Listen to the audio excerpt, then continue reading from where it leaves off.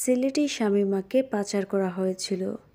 British নাগরিকত্ব হারানো মধ্যপ্রাচ্য ভিত্তিক জঙ্গি গোষ্ঠী ইসলামিক স্টেটের সাবেক বধূ সিলেটি বংশোদ্ভূত শামীমা বেগমের মামলা পর্যালোচনার উদ্যোগ নেওয়া হয়েছে।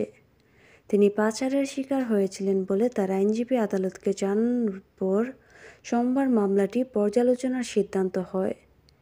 2019 সালে ইসলামিক স্টেটের খেলাফতের পতনের পর সিরিয়া এবং ইরাক থেকে শত শত ইউরোপীয় নিজ নিজ দেশে ফেরার চেষ্টা করেছেন, কিন্তু আইএসে যোগ দেওয়া ইউরোপীয়রা তাদের দেশের সরকারের জন্য সমস্যা হয়ে দাঁড়িয়েছে। বাংলাদেশি বংশোদ্ভূত শামীমা বেগমও সেই শত শত ইউরোপীয়দের একজন, যাদের ভাগ্য ঝুলে আছে আদালতে। 2015 সালে মাত্র 15 বছর বয়সে পূর্ব লন্ডনের বাসা থেকে পালিয়ে সিরিয়া ইসলামিক স্টেটে যোগ দিতে যান স্কুল শিক্ষার্থী শামীমা বেগম। সেখানে পৌঁছে আইএসের এক যোদ্ধাকে বিয়ে করেন তিনি এবং জন্ম দেন 3 সন্তানের। যদিও তার কোনো সন্তানই এখন বেঁচে নেই।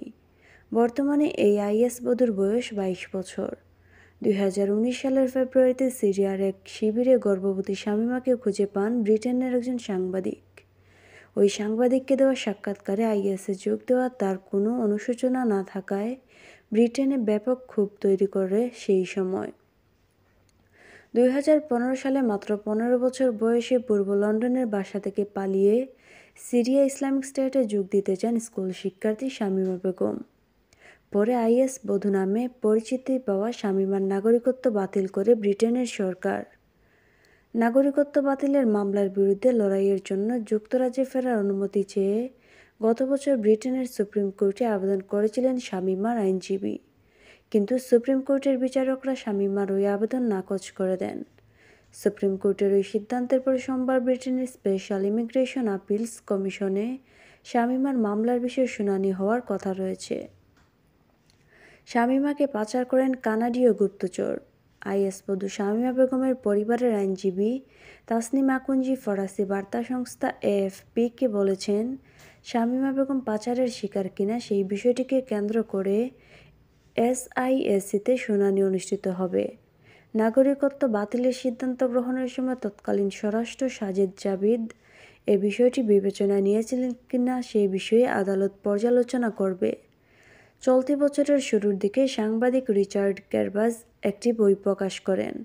এতে তিনি অভিযোগ করে বলেন, শামীমা বেগম ও তার বন্ধুদের সিরিয়া নিয়ে গেছেন সিরীয় এক নাগরিক, যিনি কানাডীয় নিরাপত্তা সংস্থার কাছে শামীমার তথ্য ফাঁস করেছিলেন। বাংলাদেশি বংশোদ্ভূত শামীমা বেগমও সেই শত শত ইউরোপীয়দের একজন, যাদের ভাগ্য ঝুলে আছে আদালতে।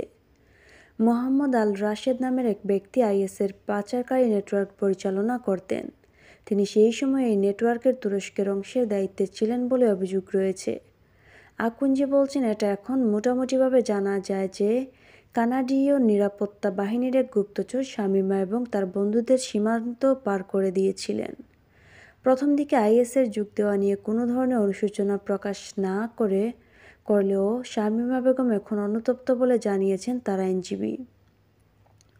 জঙ্গি গোষ্ঠী ইসলামিক স্টেটে যোগ দেওয়ার জন্য যুক্তরাজ্য থেকে প্রায় 900 মানুষ সিরিয়া এবং ইরাকে গেছেন। তাদের মধ্যে অন্তত 150 জনের নাগরিকত্ব বাতিল করেছে ব্রিটেন। মানবাধিকার সংস্থা রিপ্রাইভ বলেছে, সিরিয়ার উত্তর পূর্বাঞ্চলের কুর্দি নিয়ন্ত্রিত শরণার্থী শিবিরগুলোতে এখনও 36 শিশুসহ অন্তত 20 থেকে 25টি ব্রিটিশ পরিবার বসবাস করছে।